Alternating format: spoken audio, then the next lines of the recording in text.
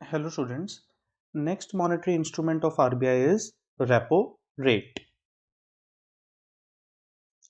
Repo rate is defined as that rate of interest at which RBI provides loans to the commercial bank. तो repo rate वो interest rate है जिस पे RBI loan provide करता है commercial banks को. ठीक है. अब मान लीजिए कि अगर ये सिचुएशन है इन्फ्लेशन और एक्सेस डिमांड की इकोनॉमी में, इस सिचुएशन को करेक्ट करने के लिए the main purpose is to reduce the money supply in the economy, right? So for achieving this aim, what RBI will do? RBI should increase the repo rate. RBI increase करेगा repo rate को. अब उससे क्या होगा? This will lead to increase in lending rate of commercial banks.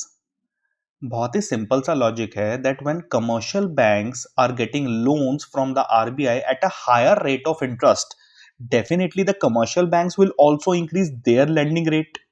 Right अगर commercial bank को higher interest rate पे loan मिल रहा है आरबीआई से तो कमर्शियल बैंक भी तो अपना लेंडिंग रेट इंक्रीज करेंगे. And in this situation public will be discouraged to borrow money from the commercial banks because now public will have to pay higher lending rate, higher interest rate on the loan taken from the commercial bank, right?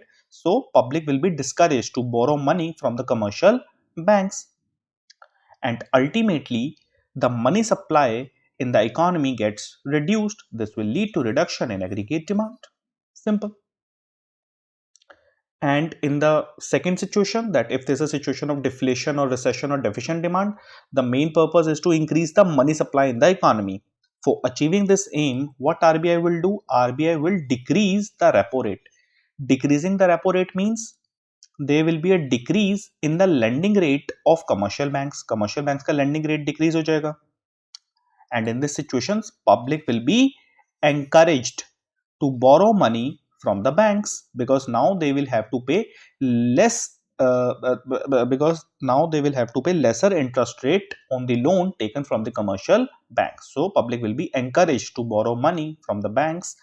Ultimately, the money supply in the economy gets increased and this will lead to increase in aggregate demand. I hope the concept is clear. Thank you.